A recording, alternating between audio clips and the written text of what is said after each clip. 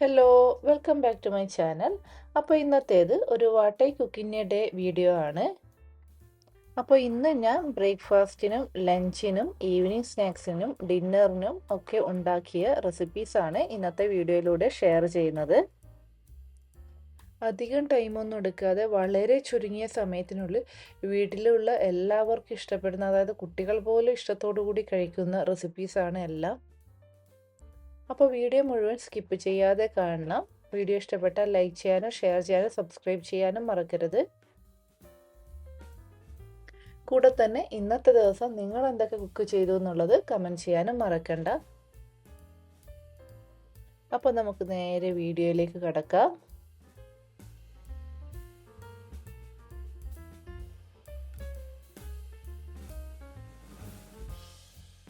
നമുക്ക് ആദ്യം ബ്രേക്ക്ഫാസ്റ്റ് ഉണ്ടാക്കാം. ബ്രേക്ക്ഫാസ്റ്റിന് നമ്മളിന്ന് ഉണ്ടാക്കാൻ പോകുന്നത് ക്യാരറ്റ് പുട്ടും പയറുകറിയുമാണ്. അപ്പോൾ അതിനായിട്ട് ഞാനിവിടെ ഒരു പാത്രത്തിൽ 1.5 കപ്പ് പുട്ടുപൊടി എടുത്തിട്ടുണ്ടായിരുന്നു. അതിലേക്ക് ഒരു ക്യാരറ്റ് മിക്സിയിലിട്ട് നന്നായി പേസ്റ്റ് രൂപത്തിൽ അടിച്ചെടുത്തത് ചേർത്ത് കൊടുക്കുന്നുണ്ട്. നിങ്ങൾക്ക് വേണമെങ്കിൽ ഇതുപോലെ മിക്സിയിലിട്ട് അടിച്ചു കൊടുക്കാണ്ട് ക്യാരറ്റ് ഗ്രേറ്റ് ചെയ്തിട്ടും ചേർക്കാം. ഇനി ഇതിലേക്ക് കുറച്ച് ഉപ്പ് ചേർത്ത വെള്ളം ചേർത്ത് കൊടുക്കുന്നുണ്ട്. ഇനി ഈ പുട്ടുപൊടി നമുക്ക് നന്നായിട്ടൊന്ന് കുഴച്ചെടുക്കാം. അപ്പോൾ നിങ്ങൾ എടുക്കുന്ന പുട്ടുപൊടിക്ക് അനുസരിച്ചിട്ട് എടുക്കേണ്ട വെള്ളത്തിൻ്റെ അളവിലും വ്യത്യാസം ഉണ്ടാകും. അപ്പോൾ അതുകൊണ്ട് ഞാൻ കറക്റ്റ് വെള്ളത്തിൻ്റെ അളവൊന്നും ഇവിടെ പറയുന്നില്ല.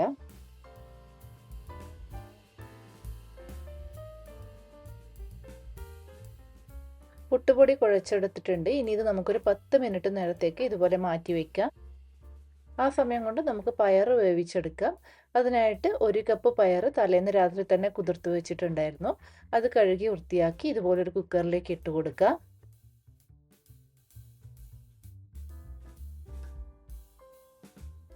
ഇനി ഇതിലേക്ക് നമ്മൾ ചേർത്ത് കൊടുക്കാൻ പോകുന്നത് ഒരു 1/2 കഷ്ണം സവാള അരിഞ്ഞതും, ഒരു 3 അല്ലി വെളുത്തുള്ളിയും, 1 ഇഞ്ചി ഇതുപോലെ ചെറുതായി നീളത്തിൽ അരിഞ്ഞതും, ഒരു പച്ചമുളക് കീറിയതും ചേർത്ത് കൊടുക്കുന്നുണ്ട്. ചില ആൾക്കാർക്ക് ഇഞ്ചി കറി കഴിക്കുമ്പോൾ അതിനിടയിൽ കടിക്കുന്നത് അത്ര ഇഷ്ടപ്പെടില്ല. അപ്പോൾ അങ്ങനെയുള്ളപ്പോൾ നമ്മൾ കറികളിൽ ഈ ഒരു സൈസിൽ നമ്മൾ ഇഞ്ചി ചേർത്ത് കൊടുത്താൽ നമുക്കത് പെട്ടെന്ന് എടുത്ത് മാറ്റാൻ വേണ്ടി പറ്റും. അതേസമയം ആ ഒരു കറിക്ക് ഇഞ്ചിയുടെ ഫ്ലേവർ കിട്ടുകയും ചെയ്യും. അതല്ലാതെ നമ്മൾ ഇഞ്ചിയൊക്കെ വളരെ ചെറുതായി അരിഞ്ഞ് ചേർത്ത് കൊടുത്താൽ അതെടുത്ത് കളയാനും ബുദ്ധിമുട്ടായിരിക്കും. ഇനി ഇതിലേക്ക് നമുക്ക് ആവശ്യത്തിന് ഉപ്പും ഒരു 1/2 ടീസ്പൂൺ മഞ്ഞൾപ്പൊടിയും ചേർത്ത് കൊടുക്കാം. ഇനി ഇതിലേക്ക് നമ്മൾ ആവശ്യത്തിനുള്ള വെള്ളവും ചേർത്ത് കൊടുക്കുന്നുണ്ട്.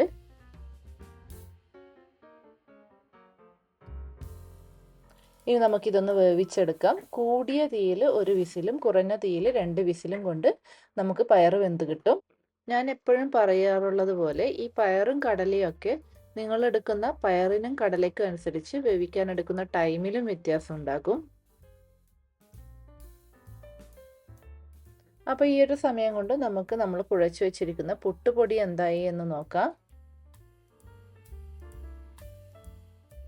അപ്പോൾ ഇത് നമ്മൾ ഒഴിച്ചു കൊടുത്ത ആ വെള്ളമൊക്കെ വലിച്ചെടുത്ത് പുട്ടുപൊടി കറക്റ്റ് ആ ഒരു പുട്ടുണ്ടാക്കേണ്ട പാകത്തിലായിട്ടുണ്ട്. നമ്മൾ ക്യാരറ്റ് അരച്ച് ചേർത്തത് കൊണ്ട് തന്നെ പുട്ടുപൊടിക്ക് നല്ലൊരു ഓറഞ്ച് കളറാണുള്ളത്. അപ്പോൾ ഇങ്ങനെ കളറിലുള്ള പുട്ടൊക്കെ കാണുമ്പോൾ കുട്ടികൾക്കൊക്കെ ഭയങ്കര ഇഷ്ടമായിരിക്കും. അപ്പോൾ ഇനി നമുക്ക് പുട്ടുണ്ടാക്കാൻ തുടങ്ങാം. അതിനായിട്ട് ഇതുപോലൊരു പുട്ട് കുറ്റിയെടുത്ത് ആദ്യം കുറച്ച് തേങ്ങ ഇട്ട് കൊടുത്ത് പിന്നെ പുട്ടുപൊടി ഇട്ട് കൊടുക്കുന്നുണ്ട്. നമ്മൾ സാധാരണ പുട്ടുണ്ടാക്കുന്നത് പോലെ തന്നെ ഇത് ചെയ്തെടുക്കാം. അപ്പോൾ ഈ ക്യാരറ്റ് അരച്ച് ചേർത്തതുപോലെ നിങ്ങൾക്ക് വേണമെങ്കിൽ ബീറ്റ്റൂട്ട് അരച്ച് ചേർത്ത് കൊടുത്തും പുട്ടുണ്ടാക്കാം. അപ്പോൾ ഇങ്ങനെയുള്ള കളർ പുട്ടൊക്കെ ഉണ്ടാക്കി കൊടുക്കുമ്പോൾ കുട്ടികൾക്കും അത് കഴിക്കാൻ ഇഷ്ടമുണ്ടാകും. അപ്പോൾ ഇതാ നമ്മൾ പുട്ടുകുറ്റി മുഴുവനായിട്ടും പുട്ടുപൊടി ഇട്ട് കൊടുത്തിട്ടുണ്ട്. ഇനി നമുക്കിത് ആവിയിൽ വേവിച്ചെടുക്കാം.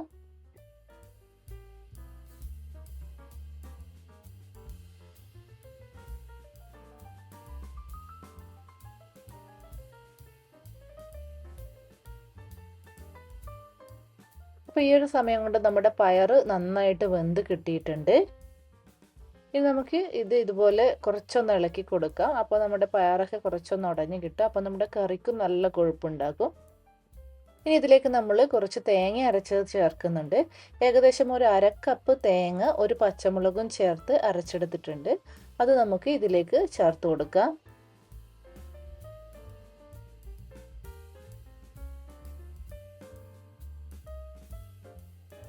കൂടെ തന്നെ ഒരു അരക്കപ്പ് വെള്ളം ആ തേങ്ങ അരച്ച മിക്സിയുടെ ജാറിലേക്ക് ഒഴിച്ചു കൊടുത്തിട്ട് ഈ കറിയിലേക്ക് ഒഴിച്ചു കൊടുക്കുന്നുണ്ട്. ഇനി നമുക്കിതിലേക്ക് കുറച്ച് കറിവേപ്പില കൂടി ചേർത്ത് കൊടുക്കാം. കറിവേപ്പില നമ്മൾ നിർബന്ധമായിട്ടും ചേർത്ത് കൊടുക്കണം. അത് ഈ കറിക്ക് നല്ലൊരു ടേസ്റ്റ് കൊടുക്കും. ഞാനിവിടെ ഒരു തണ്ട് കറിവേപ്പില മാത്രമേ ചേർത്ത് കൊടുത്തിട്ടുള്ളൂ. എൻ്റെ കയ്യിൽ അത്ര കറിവേപ്പിലയേ ഉണ്ടായിരുന്നുള്ളൂ. നിങ്ങളുടെ കയ്യിൽ ഇനി കുറേ കറിവേപ്പില ഉണ്ടെങ്കിൽ 2-3 തണ്ട് കറിവേപ്പില ചേർത്ത് കൊടുത്താലും കുഴപ്പമില്ല. അത് ടേസ്റ്റ് കൂട്ടുകയേ ഉള്ളൂ. നിങ്ങൾക്ക് എത്ര ലൂസ് വേണമോ അതിനനുസരിച്ചിട്ടുള്ള വെള്ളം നിങ്ങൾക്ക് ചേർത്ത് കൊടുക്കാം. ഇതിപ്പോൾ ഒരു മീഡിയം ലൂസിലാണ് ഈ ഒരു കറി ഉണ്ടാകുക. അങ്ങനെ ഇരിക്കുമ്പോഴാണ് എനിക്ക് കൂടുതൽ ടേസ്റ്റ് തോന്നിയിട്ടുള്ളത്. അധികം അങ്ങ് ലൂസായാലും ടേസ്റ്റ് ഉണ്ടാകില്ല. പിന്നെ പയറ് കറിയും പരിപ്പ് കറിയൊക്കെ നമ്മൾ ഉണ്ടാക്കി കഴിഞ്ഞ് തണുത്ത് കഴിയുമ്പോൾ ഒന്നുകൂടി ഒന്ന് കട്ടിയാകും. ഇനി ഇത് നമുക്ക് അടച്ചു വെച്ച് ഒന്ന് തിളപ്പിച്ചെടുക്കാം.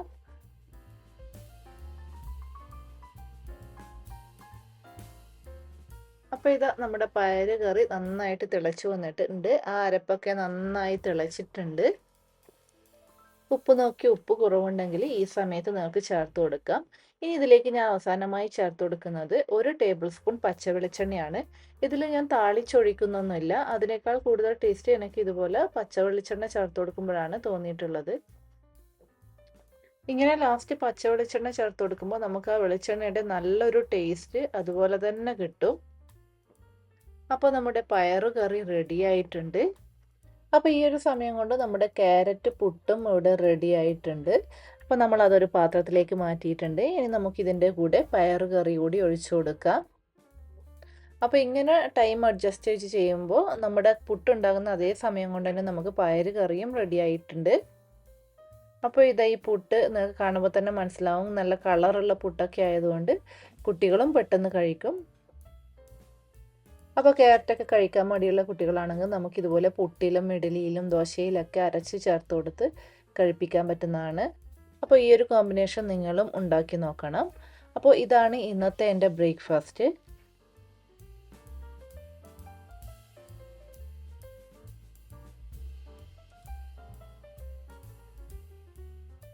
ഇനി നമുക്ക് ലഞ്ച് ഉണ്ടാക്കാൻ തുടങ്ങാം.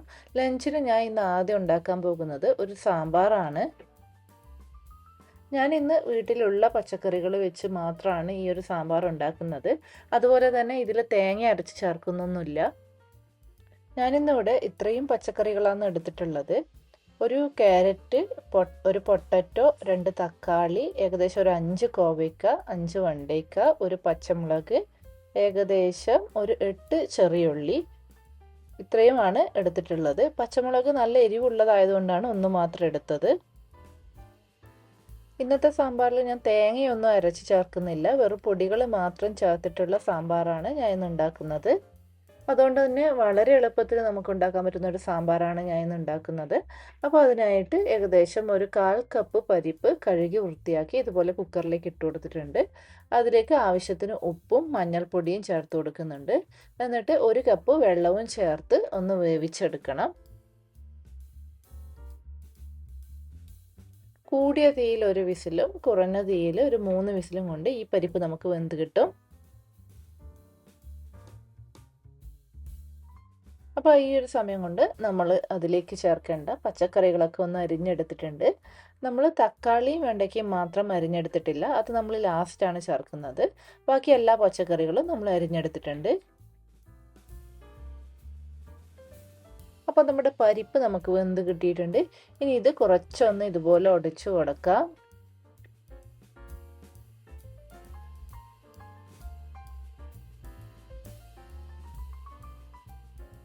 ഇനി ഇതിലേക്ക് നമുക്ക് അരിഞ്ഞു വെച്ചിരിക്കുന്ന പച്ചക്കറികൾ മുഴുവനായിട്ടും ചേർക്കാം. ഞാൻ നേരത്തെ പറഞ്ഞ പോലെ തക്കാളി വെണ്ടയ്ക്കയും ചേർക്കുന്നില്ല. ബാക്കി എല്ലാ പച്ചക്കറികളും ഒരുമിച്ച് തന്നെ ചേർത്ത് കൊടുക്കുന്നുണ്ട്. ഞാനിവിടെ ചെറിയ ഉള്ളിയാണ് എടുത്തിട്ടുള്ളത്. നിങ്ങൾക്ക് ഇനി ചെറിയ ഉള്ളി ഇല്ലെങ്കിൽ സവാള എടുത്താലും മതി. പക്ഷേ ചെറിയ ഉള്ളി ചേർക്കുമ്പോഴാണ് കുറച്ചുകൂടി കൂടുതൽ ടേസ്റ്റ് ഉണ്ടാകുക. ഇനി ഇതിലേക്ക് നമുക്ക് ചേർത്ത് കൊടുക്കേണ്ട പൊടികളെല്ലാം ഒന്ന് ചൂടാക്കി എടുക്കുന്നുണ്ട്. 2 ടീസ്പൂൺ മല്ലിപ്പൊടി, 1 ടീസ്പൂൺ മുളക് പൊടി, ഇത്രയും ഒന്ന് ചൂടാക്കി എടുക്കുന്നുണ്ട്. പൊടികൾ ഇട്ട് കൊടുക്കുമ്പോൾ തന്നെ തീ ലോ ഫ്ലെയിമിലാക്കിയിട്ട് വേണം ഇട്ട് കൊടുക്കാൻ വേണ്ടിയിട്ട്. അതുപോലെ തന്നെ ലോ ഫ്ലെയിമിലിട്ട് മാത്രമേ ചൂടാക്കി എടുക്കാൻ വേണ്ടി പാടുള്ളൂ. ഇല്ലെങ്കിൽ ഈ പൊടികളൊക്കെ കരിഞ്ഞു പോകും. അപ്പോൾ നമ്മുടെ സാമ്പാറിൻ്റെ ടേസ്റ്റ് തന്നെ അങ്ങ് മാറും. ഇനി ഈ ചൂടാക്കിയെടുത്ത പൊടി നമുക്ക് സാമ്പാറിലേക്ക് ഡയറക്റ്റ് ചേർത്ത് കൊടുക്കാം.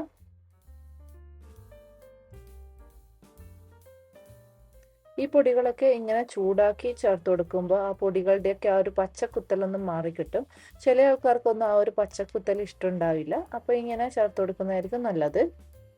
ഇനി ഇതിലേക്ക് ഒരു 1/2 ടീസ്പൂൺ മഞ്ഞൾപ്പൊടിയും ആവശ്യത്തിന് ഉപ്പും ചേർത്ത് കൊടുക്കുന്നുണ്ട്.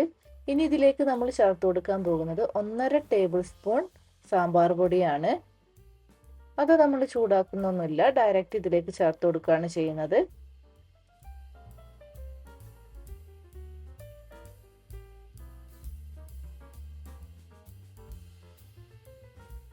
ഇനി നമുക്ക് കറി എത്ര ലൂസ് വേണമോ അതിനനുസരിച്ചിട്ടുള്ള വെള്ളം ചേർത്ത് കൊടുക്കാം. ഈ ഒരു സാമ്പാർ കുറച്ച് നല്ല ലൂസിലാണ് ഉണ്ടാവുക. നമ്മൾ തേങ്ങ അരച്ച സാമ്പാർ പോലെ അത്ര കട്ടിയിലല്ല ഉണ്ടാകുക. ഇത് ഈ ഒരു ലൂസിലിരിക്കുമ്പോഴാണ് നല്ലൊരു ടേസ്റ്റ്. ഇനി നമുക്ക് ഇതെല്ലാം കൂടി ഒന്ന് മിക്സ് ചെയ്തെടുക്കാം. ഇനി ഇതിലേക്ക് നമുക്ക് കറിവേപ്പില ചേർത്ത് കൊടുക്കാം. ഞാനിവിടെ കറിവേപ്പില ആ തണ്ടോട് കൂടി തന്നെ അങ്ങ് ഇട്ട് കൊടുക്കുന്നുണ്ട്. ഞാനിത് വീട്ടിൽ തന്നെ നട്ടു വളർത്തിയ കറിവേപ്പിലയാണ്, അതുകൊണ്ടാണ് തണ്ടോട് കൂടി ഇട്ട് കൊടുക്കുന്നത്. നിങ്ങളിനി കടയിൽ നിന്ന് വാങ്ങിക്കുന്നതാണെങ്കിൽ ഇതുപോലെ തണ്ടോട് കൂടി ഇട്ട് കൊടുക്കാൻ പാടില്ല, കാരണം അതിലൊക്കെ ഒരുപാട് വിഷാംശങ്ങൾ അടങ്ങിയിട്ടുണ്ടാകും. ഇനി ഇത് നമുക്ക് അടച്ചു വെച്ച് ഈ പച്ചക്കറികളൊക്കെ ഒന്ന് വേവിച്ചെടുക്കണം.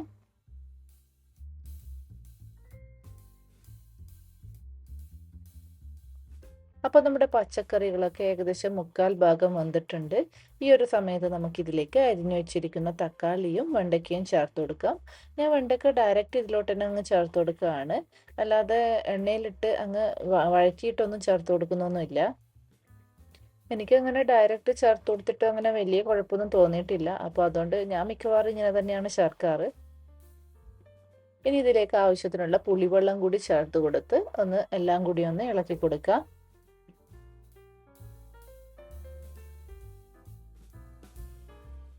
അതുപോലെ തന്നെ തക്കാളി എനിക്ക് എപ്പോഴും ഇതുപോലെ ലാസ്റ്റ് ചേർത്ത് കൊടുക്കുമ്പോഴാണ് നല്ലൊരു ടേസ്റ്റ് തോന്നിയിട്ടുള്ളത്. ഇനി നമുക്കിത് അടച്ചു വെച്ച് വീണ്ടും ഒരു 10 മിനിറ്റ് കൂടി വേവിച്ചെടുക്കാം.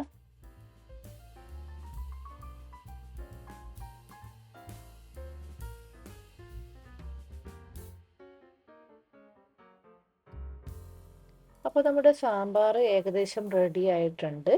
പച്ചക്കറികളൊക്കെ നന്നായി വെന്ത് വന്നിട്ടുണ്ട്. ഇനി നമ്മൾ ഇതിലേക്ക് ചേർത്ത് കൊടുക്കാൻ പോകുന്നത് ഒരു ചെറിയ കഷ്ണം ശർക്കരയാണ്.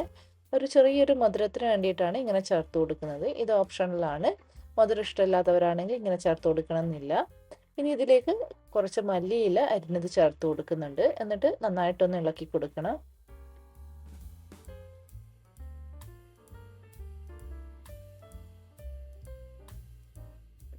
ഇനി ഇതിലേക്ക് ഒരു 1/2 ടീസ്പൂൺ കായത്തിൻ്റെ പൊടി കൂടി ചേർത്ത് കൊടുക്കുന്നുണ്ട്. അതുകൂടി ചേർത്ത് കൊടുത്ത് നന്നായി ഒന്ന് ഇളക്കി കൊടുത്തതിന് ശേഷം നമുക്ക് സ്റ്റൗ ഓഫ് ചെയ്യാം.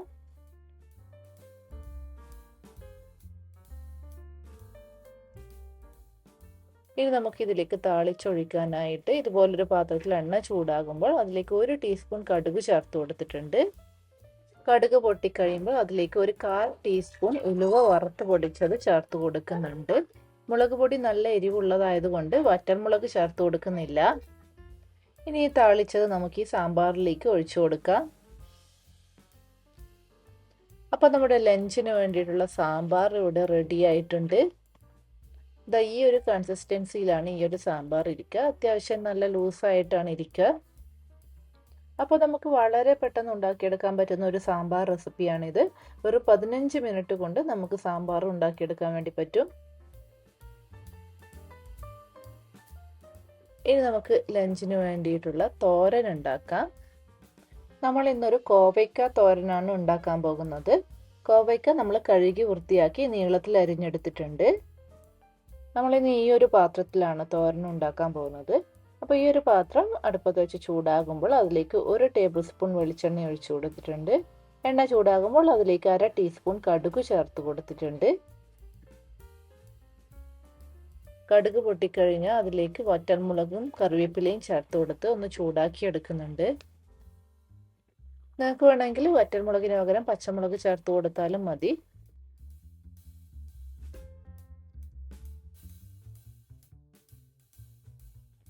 ഇനി ഇതിലേക്ക് നമുക്ക് അരിഞ്ഞു വെച്ചിരിക്കുന്ന കോവയ്ക്ക ചേർത്ത് കൊടുക്കാം. കോവയ്ക്ക ഇതുപോലെ നീളത്തിലാണ് അരിഞ്ഞെടുത്തിട്ടുള്ളത്. അതായത് ഒരു കോവയ്ക്ക് 4ആയിട്ടാണ് അരിഞ്ഞെടുത്തിട്ടുള്ളത്. അത് നമുക്ക് ഇതിലേക്ക് ചേർത്ത് കൊടുക്കാം. കോവയ്ക്ക് ഇനി ഇതുപോലെ നീളത്തിലല്ലാതെ റൗണ്ടായിട്ട് അരിഞ്ഞിട്ടും നമുക്ക് തോരൻ ഉണ്ടാക്കാവുന്നതാണ്. നിങ്ങൾക്ക് ഇഷ്ടമുള്ള രീതിയിൽ അരിഞ്ഞെടുക്കാം. എന്നിട്ട് ആവശ്യത്തിന് ഉപ്പും 1/4 ടീസ്പൂൺ മഞ്ഞൾപ്പൊടിയും ചേർത്ത് കൊടുത്ത് നന്നായിട്ടൊന്ന് മിക്സ് ചെയ്ത് കൊടുക്കാം.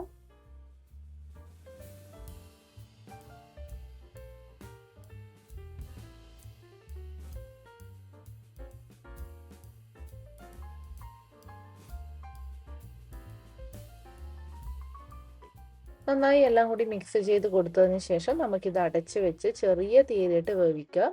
വെള്ളമൊന്നും ചേർത്ത് കൊടുക്കേണ്ട ആവശ്യമില്ല. കോവയ്ക്ക് നമുക്ക് പെട്ടെന്ന് വെന്ത് കിട്ടും.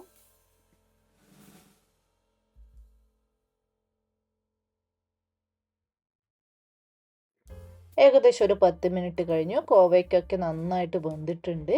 ഇനി ഇതിലേക്ക് നമുക്ക് ഏകദേശം ഒരു 1/4 കപ്പ് തേങ്ങ ചിരകിയത് കൂടി ചേർത്ത് കൊടുക്കാം. എന്നിട്ടൊന്ന് നന്നായിട്ട് ഒന്നുകൂടി ഒന്ന് മിക്സ് ചെയ്തെടുക്കാം. അപ്പോൾ ഇത്രയേ ഉള്ളൂ, നമ്മുടെ കോവയ്ക്ക തോരനും ഇവിടെ റെഡി ആയിട്ടുണ്ട്.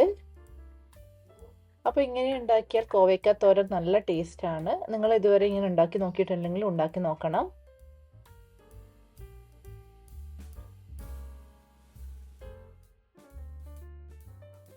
അപ്പോൾ നമ്മുടെ ലഞ്ചിന് വേണ്ടിയിട്ടുള്ള സാമ്പാറും കോവയ്ക്ക തോരനും റെഡി ആയിട്ടുണ്ട്.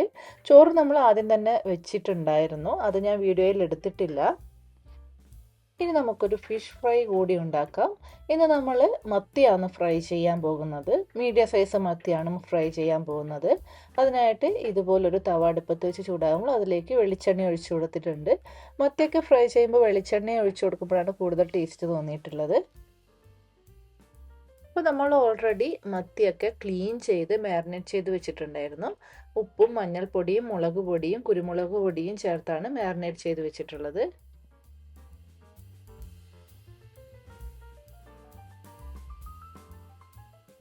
അപ്പോൾ എണ്ണ ചൂടായി കഴിയുമ്പോൾ നമുക്ക് മത്തി ഓരോന്നായി ഇതിലേക്ക് വെച്ച് കൊടുക്കാം. ഞാൻ ഇന്ന് അയൺ തവയിലാണ് മത്തി ഫ്രൈ ചെയ്യുന്നത്. അപ്പോൾ ഈ ഒരു അയൺ തവ ഞാൻ ഇൻഡക്ഷൻ കുക്ക് ടോപ്പിൻ്റെ മുകളിലാണ് വെച്ചിട്ടുള്ളത്.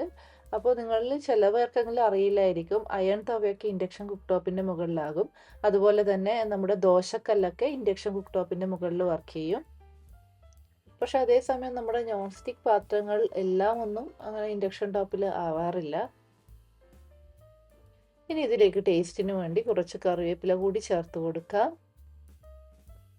ഇനി ഇത് നമുക്ക് കുറഞ്ഞ ചൂടിൽ ഒരു 5 മുതൽ 10 മിനിറ്റ് വരെ ഫ്രൈ ചെയ്തെടുക്കാം.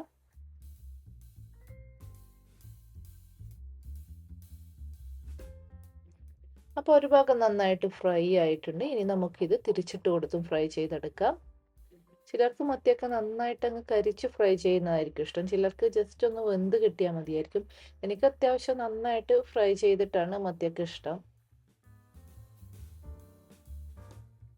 അപ്പോൾ മീനൊക്കെ ഫ്രൈ ചെയ്തെടുക്കുമ്പോൾ മറിച്ചിട്ട് കൊടുക്കുമ്പോൾ ഇതുപോലെ ഫോർക്ക് വെച്ച് മറിച്ചിട്ട് കൊടുക്കുകയാണെങ്കിൽ പൊട്ടിപ്പോവുകയും ഇല്ല, എന്നാൽ പെട്ടെന്ന് മീൻ വിട്ട് കിട്ടുകയും ചെയ്യും. ഞാനിവിടെ അയൺ തവ ആയതുകൊണ്ടാണ് ഫോർക്ക് വെച്ച് ചെയ്യുന്നത്. നമ്മുടെ നോൺ സ്റ്റിക്ക് തവയൊക്കെ ആണെങ്കിൽ ഇതുപോലെ ഫോർക്ക് വെച്ച് ചെയ്യാൻ പറ്റില്ല. തിരിച്ചിട്ടും ഒരു 5 മിനിറ്റ് ഫ്രൈ ചെയ്ത് കൊടുത്തതിന് ശേഷം സ്റ്റവ് ഓഫ് ചെയ്യാം. അപ്പോൾ നമ്മുടെ ലഞ്ചും ഇവിടെ റെഡിയായി. ഇനി നമുക്കതൊന്ന് കഴിച്ചു നോക്കാം. അപ്പോൾ ആദ്യം തന്നെ നമ്മളൊരു പാത്രത്തിലേക്ക് നല്ല കുത്തരി ചോറ് വിളമ്പിയിട്ടുണ്ട്. ഇനി നമുക്ക് കോവയ്ക്ക തോരൻ വിളമ്പാം.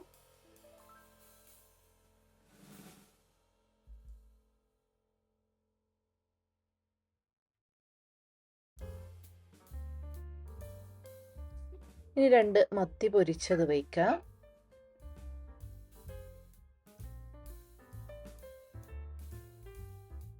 ഇനി കുറച്ച് മാങ്ങാച്ചാറ് കൂടി എടുത്തിട്ടുണ്ട്.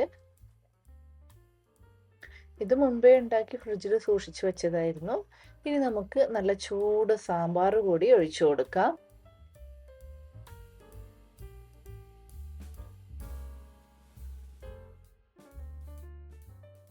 അപ്പോൾ നമ്മുടെ ലഞ്ചും റെഡിയായി. ഇനി നമുക്കിത് നല്ല ചൂടോട് കൂടി തന്നെ കഴിക്കാം.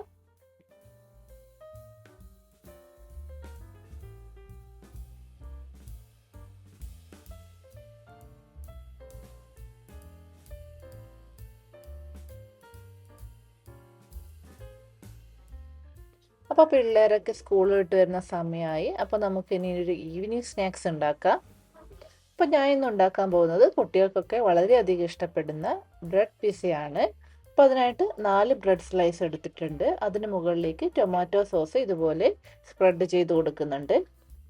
ഇതിൻ്റെയൊക്കെ ഡീറ്റെയിൽഡ് റെസിപ്പി ഞാൻ ചാനലിൽ മുമ്പ് അപ്ലോഡ് ചെയ്തിട്ടുണ്ട്. വേണമെങ്കിൽ ലിങ്ക് ഞാൻ ഡിസ്ക്രിപ്ഷനിൽ കൊടുക്കാം. അപ്പോൾ നമ്മൾ സോസ് എല്ലാ ബ്രെഡിലേക്കും സ്പ്രെഡ് ചെയ്ത് കൊടുത്തു കഴിഞ്ഞു. ഇനി നമുക്ക് ഇതിന് മുകളിലേക്ക് നമ്മൾ ഉണ്ടാക്കി വെച്ചിരിക്കുന്ന വെജിറ്റബിൾ മിക്സ് ചേർത്ത് കൊടുക്കാം. ഞാനിവിടെ കുറച്ച് സ്വീറ്റ് കോണും ഒരു ഒനിയനും ടൊമാറ്റോയും കട്ട് ചെയ്ത് മിക്സ് ചെയ്ത് വെച്ചിട്ടുണ്ടായിരുന്നു. അതിൽ കുറച്ച് ഉപ്പും പെപ്പറും ചേർത്താണ് മിക്സ് ചെയ്ത് വെച്ചത്.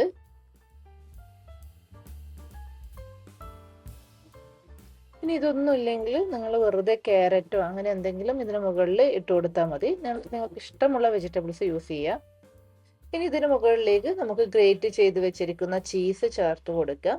ഇനി നിങ്ങളുടെ കയ്യിൽ ചീസ് സ്ലൈസ് ആണ് ഉള്ളതെങ്കിൽ അത് അതുപോലെ അങ്ങ് വെച്ച് കൊടുത്താൽ മതി.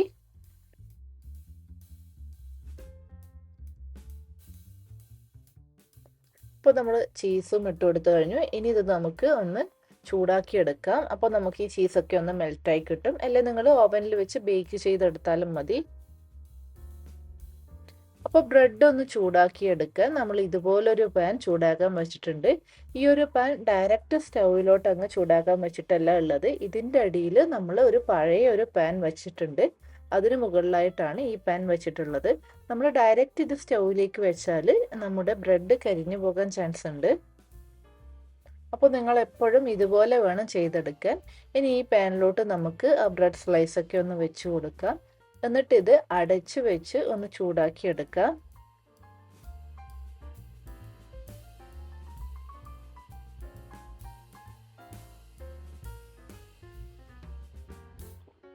ഇനി നമുക്ക് ഇതൊന്ന് തുറന്ന് നോക്കാം. അപ്പോൾ നമ്മുടെ ചീസൊക്കെ നന്നായിട്ട് മെൽറ്റ് ആയിട്ടുണ്ട്. ഇനി ഇത് നമുക്കൊരു പാത്രത്തിലേക്ക് മാറ്റാം.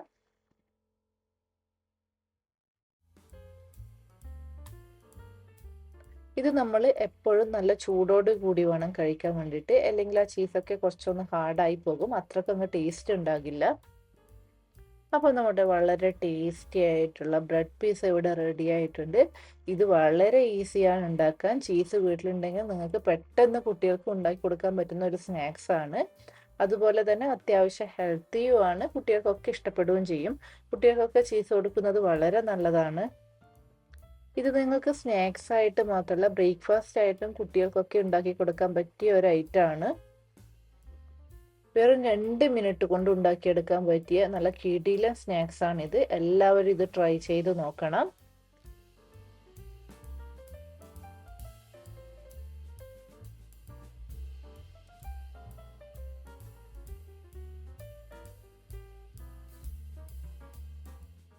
ഇനി നമ്മൾ ഉണ്ടാക്കാൻ പോകുന്നത് വളരെ സിമ്പിൾ ആയിട്ടുള്ള അതേസമയം വളരെയധികം ഹെൽത്തി ആയിട്ടുള്ള ഒരു ഡിന്നറാണ്. വീട്ടിലുള്ള ചെറിയ കുട്ടികൾ മുതൽ മുതിർന്നവർക്ക് വരെ ഒരുപോലെ ഇഷ്ടപ്പെടും ഈ ഒരു ഡിന്നർ എന്ന കാര്യത്തിൽ ഒരു സംശയവുമില്ല. നമ്മൾ ഇന്ന് ഉണ്ടാക്കാൻ പോകുന്നത് ഓട്സ് ചിക്കൻ ആണ്.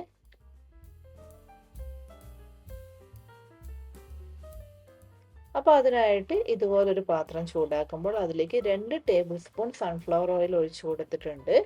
ഓയിൽ ചൂടാക്കുമ്പോൾ അതിലേക്ക് ഏകദേശം ഒരു 5 അല്ലി വെളുത്തുള്ളി ഇതുപോലെ ചെറുതായി അരിഞ്ഞത് ചേർത്ത് കൊടുത്ത് ഒന്ന് ചൂടാക്കി എടുക്കുന്നുണ്ട്. അതിൻ്റെ കളറൊക്കെ ഒന്ന് മാറുന്നത് വരെ ചൂടാക്കി എടുക്കുന്നുണ്ട്.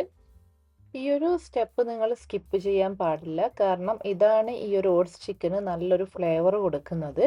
അതുപോലെ തന്നെ സൺഫ്ലവർ ഓയിലിന് പകരം കൊക്കനട്ട് ഓയിൽ യൂസ് ചെയ്യാൻ പാടില്ല. സൺഫ്ലവർ ഓയിൽ വെച്ച് തന്നെ ചെയ്തെടുക്കണം. നമ്മൾ ഫ്രൈഡ് റൈസ് ഒക്കെ ഉണ്ടാക്കുമ്പോൾ ആദ്യം വെളുത്തുള്ളി ഫ്രൈ ചെയ്തെടുക്കുന്നില്ല, അതുപോലെ ഫ്രൈ ചെയ്തെടുക്കണം. വെളുത്തുള്ളിയുടെ കളറൊക്കെ ഒന്ന് ചേഞ്ച് ആയി തുടങ്ങിയിട്ടുണ്ട്. ഇനി നമുക്ക് ഇതിലേക്ക് 1/2 കഷ്ണം സവാള ചെറുതായി അരിഞ്ഞത് ചേർത്ത് കൊടുക്കാം.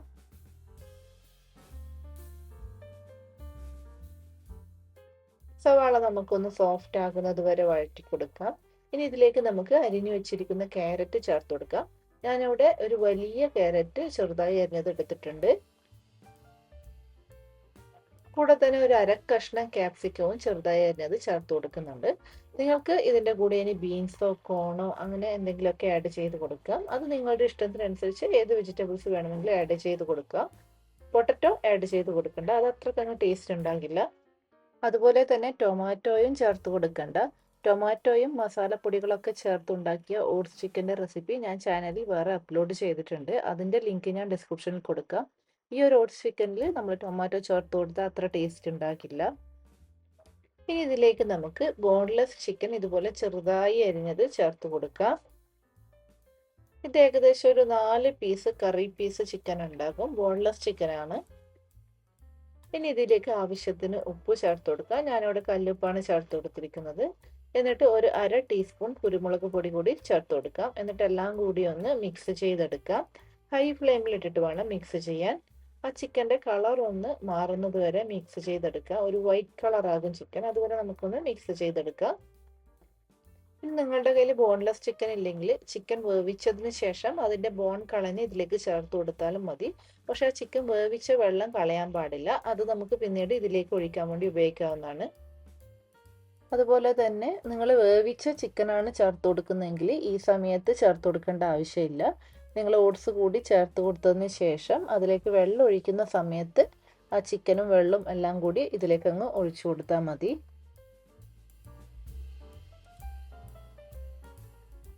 നിങ്ങൾക്കിപ്പോൾ കാണാം ചിക്കൻ്റെ കളർ മാറി അതിനൊരു വൈറ്റ് കളർ ആയിട്ടുണ്ട്.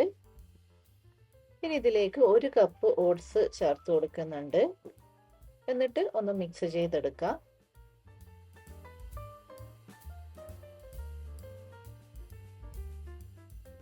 ഓട്സ് റോസ്റ്റ് ചെയ്തെടുത്തിട്ടൊന്നുമില്ല, സാധാരണ ഓട്സ് ആണ് നമ്മൾ ചേർത്ത് കൊടുക്കുന്നത്. ഇനി ഇതൊന്ന് ഇതിലിട്ട് ഒന്ന് മിക്സ് ചെയ്തെടുത്തതിന് ശേഷം നമുക്കിതിലേക്ക് ആവശ്യത്തിന് വേണ്ട വെള്ളം ചേർത്ത് കൊടുക്കാം. ഓട്സ് നമ്മൾ ലോ ഫ്ലെയിമിൽ ഇട്ടിട്ട് വേണം ഇതുപോലെ മിക്സ് ചെയ്ത് കൊടുക്കാൻ വേണ്ടിയിട്ട്.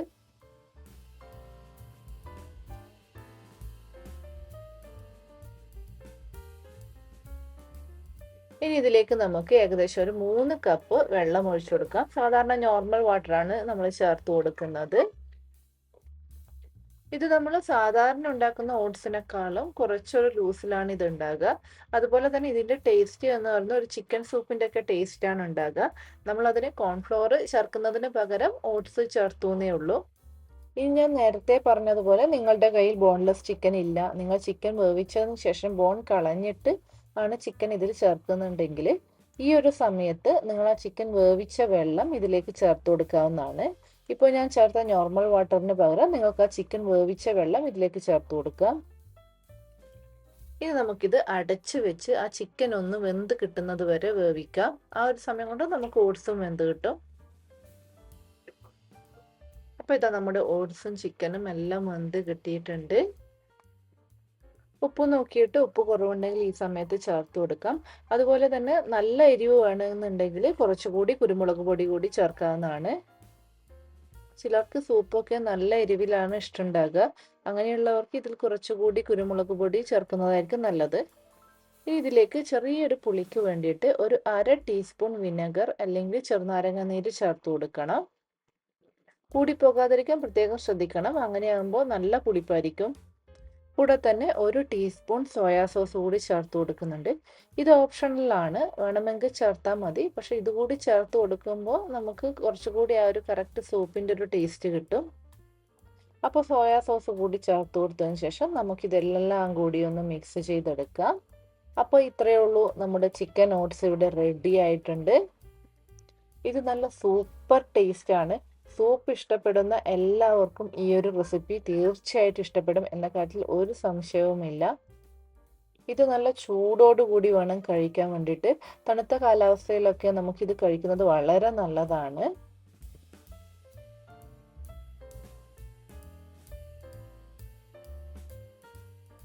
അപ്പോൾ ഇന്നത്തെ റെസിപ്പീസൊക്കെ നിങ്ങൾക്ക് എല്ലാവർക്കും ഇഷ്ടപ്പെട്ടു എന്ന് വിചാരിക്കുന്നു. ഇഷ്ടപ്പെട്ടുവെങ്കിൽ നിങ്ങൾ എല്ലാവരും ഈ ഒരു റെസിപ്പീസൊക്കെ ട്രൈ ചെയ്ത് നോക്കണം. എന്നിട്ട് അഭിപ്രായങ്ങൾ കമൻറ്റ് ചെയ്ത് അറിയിക്കണം. അപ്പോൾ ഇന്നത്തെ ഏതെങ്കിലും ഒരു റെസിപ്പീസ് നിങ്ങൾക്ക് ഡീറ്റെയിൽഡ് ആയിട്ട് വേണം തോന്നുകയാണെങ്കിൽ കമൻറ്റ് ചെയ്താൽ മതി. അത് ഞാൻ വേറൊരു ദിവസം ചാനൽ അപ്ലോഡ് ചെയ്യുന്നതായിരിക്കും.